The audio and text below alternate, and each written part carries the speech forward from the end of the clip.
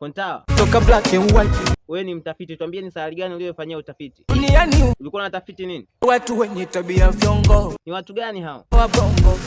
Kipi umegundua kutoka kwa hao wa bongo? Jamani bongo. Yes, tuambie kuna nini? Ni nchi bora ukose chakula. Ila usikose nini? Kabando.